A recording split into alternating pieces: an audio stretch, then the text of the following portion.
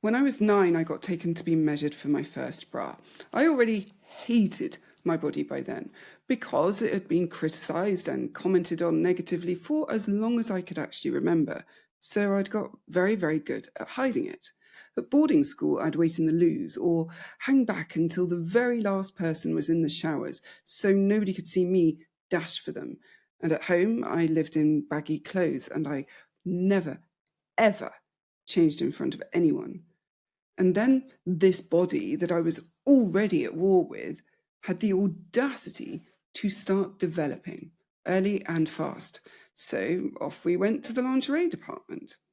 A lovely woman met us at the bra section and started guiding me to the cubicle to measure me, chatting away about what an exciting thing for a woman to be being measured for her first bra and how many pretty ones I had to choose from. I walked silently beside her, horrified that she was about to see my naked body when I realised my mother was following closely behind. I knew what this meant, and I knew what she planned. I felt the shame prickling my skin, the fear, the ick, the cringe crawling through my body until I did something that at this stage of my life was almost unheard of, probably because the shame outweighed the fear for the first time. And with a courage that genuinely still surprises me today, I turned to her and said, "I don't want you to come in." She said, "Don't be ridiculous, of course I'm coming in." So I said it again, through teeth I was clamping together so they wouldn't chatter, and with my nails dug into my palms so the tears wouldn't come. I said, "I don't want you to." Somewhat unsurprisingly, with hindsight at least, what I got back was, "I don't care what you want, I'm coming in and that's the end of it. I don't know why you're making such a fuss, it's nothing I haven't seen before. I gave birth to you after all." As if this gave her some ownership over my body that trumped mine. I can still feel the kind lady trying to angle me away, trying to give me a scrap of cover with her own body while she measured me, because she could see what was happening, even if she couldn't say it. That and 1,000 smaller and even bigger versions of it taught me that nothing about me was mine to keep. Not my body, not my thoughts, not my feelings, not the inside of my own head. And so for years I had no real sense of where I ended and other people began. I'd hand myself over to whoever asked, and then somewhere along the way, as I started to recalibrate all of this, I overcorrected. The pendulum swung hard the other way, and I deliberately held people as far away as I could without being rude. I wouldn't give them anything of me, just vague statements that let them draw out their own conclusions instead of hard facts. And now I have found my circles. I meet someone and they're on the furthest circle until they earn their way into closer ones. But learning to do that was really hard, and sometimes it's still a conscious effort to know who goes where. I largely manage with a few slip-ups here and there, and that's partly impulse control and ADHD, and partly echoes of a time when nothing that belonged to me was mine, not even my house, when I was merely a caretaker of it all, ready to hand the keys to whomsoever demanded them, regardless of who they were, what they wanted, or how long I'd known them. And if you grew up like this, you've got a version of those keys too, probably. Maybe you hand them to everyone, the whole of yourself poured out to someone you met last week, and maybe you've welded the locks shut and let no one near them.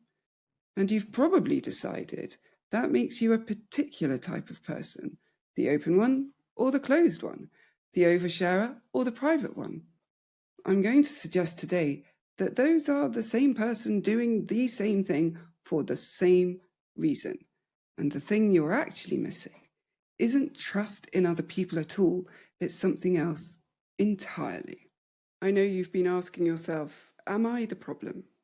Let's find out with me, your host, Helen Villas.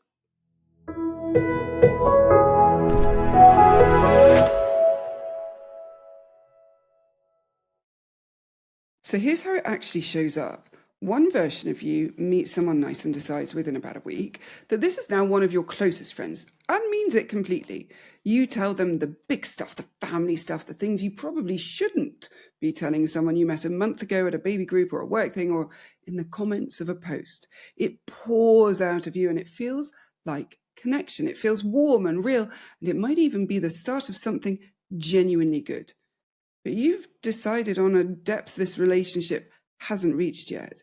And the other person, more often than not, hasn't decided the same thing about you. And the other version of you does the exact opposite. Someone gets close, starts asking real questions, starts wanting the actual you, and a shutter comes down. You go vague. You give them the weather and the surface and the carefully edited headline, and you keep everything that matters back. And you call it being private or being independent or just not being one of those people who tells everyone their business. And it feels like control. It feels like the one bit of safety you've got. Now, most people listening will recognize themselves in one of those and think the other one belongs to someone else entirely. The oversharer thinks the guarded one is cold and sorted and a bit enviable, actually.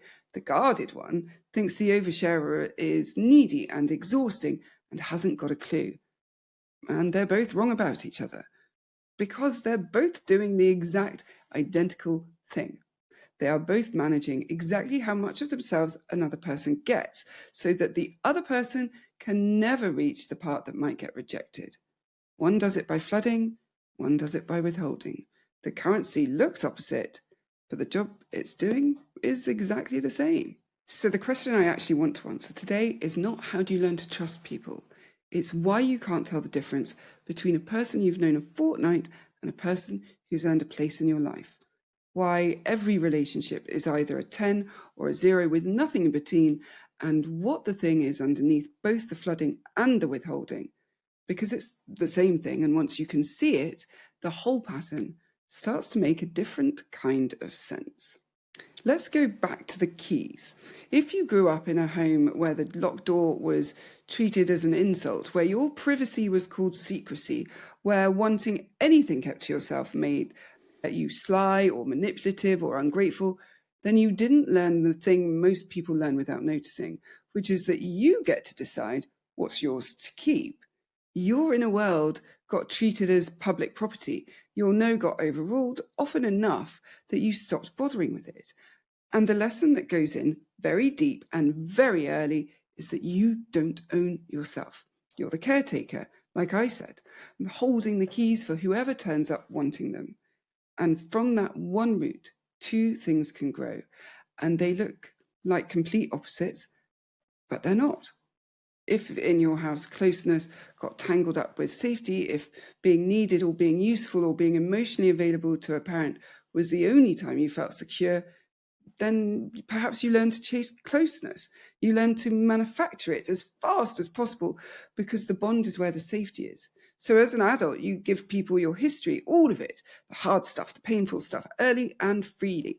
And this is the part that's easy to get wrong and unkind about, because it is neither calculated nor fake. You're not sharing your history to manipulate anyone. You're sharing it because your history is the safest possible thing to share.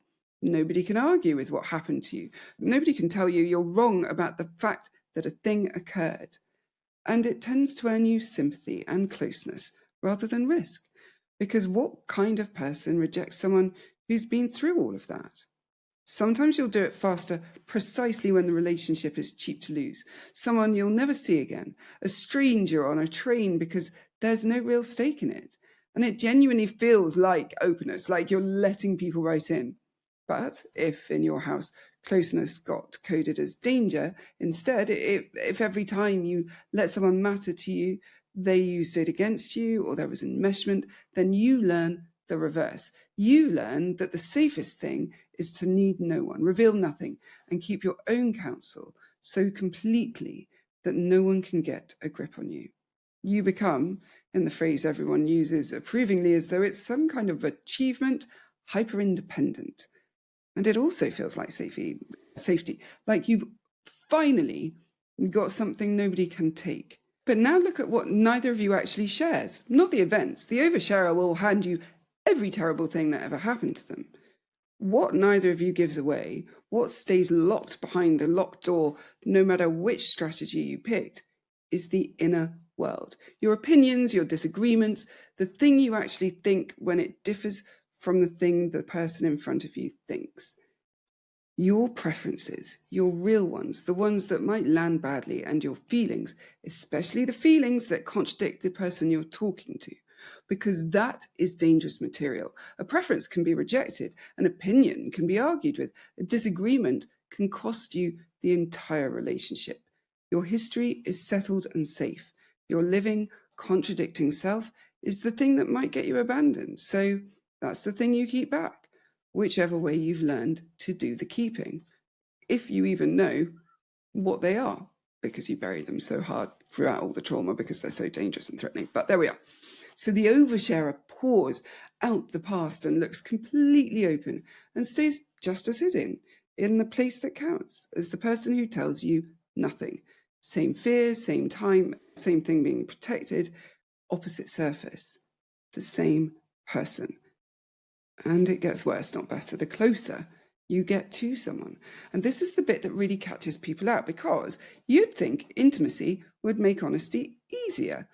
And it does the exact reverse. The deeper a relationship goes, the more you stand to lose. And so the more impossible it becomes to say the true thing. And the I didn't actually like that, the I disagree with you, the that hurt me. With a stranger, you'll say anything. There's nothing at stake, of course. With the person that you most love and need, that you hold most valuable, the stakes are everything. So out comes the most carefully managed version of you that you own, which means, and this is the cruel maths of it, the people closest to you are getting the least of the real you. Potentially, obviously, shades of grey, but they are getting the least of the inner you, because it is too risky. And you could be surrounded by deep, important relationships and be completely unknown inside every single one of them. Lonely in a crowd of people who love a version of you that you've been editing for them specifically the whole time. There's a thread running through all of this about privacy, the right to have an inner life that's yours, and where that gets confused with secrecy, with hiding, with deceit, because that's exactly the confusion a home like this installs. And I go deeper into the difference between privacy and secrecy in this week's Is This a Thing? Because it deserves its own half hour. I could go on and on about it. And if the keys to the house thing landed for you, that companion is where it goes next. It's in the hub on Foundation Tier and above, and or on Substack and Apple if you subscribe there. You know the thing we were just talking about, the not knowing how close a friendship actually is, whether you're the one who floods or you're the one who vanishes.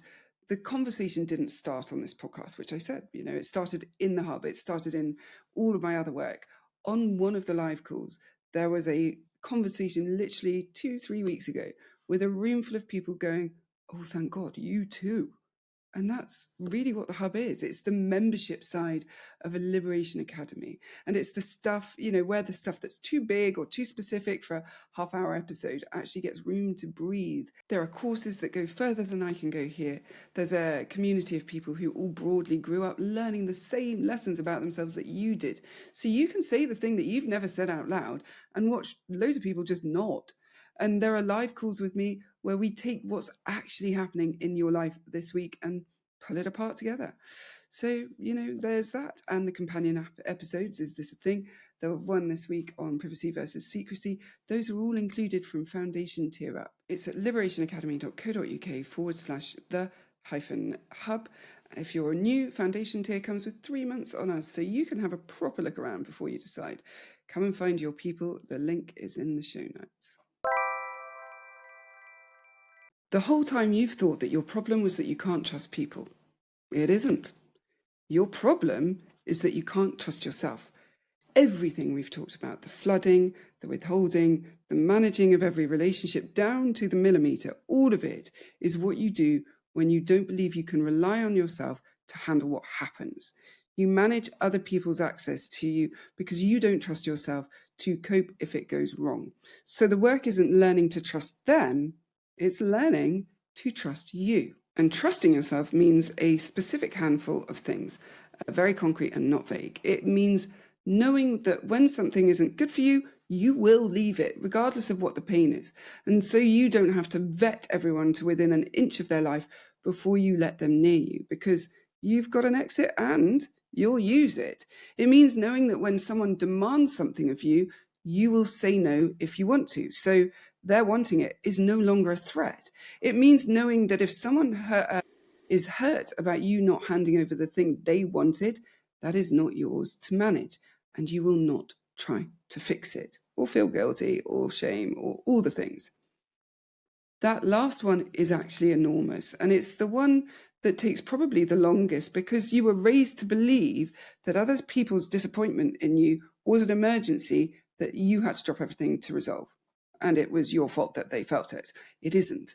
Someone being disappointed that you kept something for yourself is information about their expectations, not a debt that you owe. Once even a bit of that is in place, the friendship circles become really usable. And this is the tool I actually used for the calibration that neither the flooding nor the withholder ever got given. You stop sorting people into in or out, that binary thing, and you give yourself rings, degrees of separation. The furthest ring, like out by Neptune, is where everyone starts. And that's no insult to anybody, not to them. It's not personal. It's just the truth, the caution. They haven't earned anything yet because they've had no time to. It's valid, it's fair, it's not a reflection of them. But then people move inward by what they do over time with what you've given them. You tell them something real, but not load-bearing, and just watch. Do they hold it kindly? How do they manage it? How do they treat it? Do they bring it back as a weapon or as a care, or not at all? Do they reciprocate? Do they do any of the reaching? Or does the whole thing collapse the second you stop initiating? That's your data, and it's countable. It's not a feeling that you have to enter it. It's a behavior you can point to. I say it all the time. Trust the behavior, right?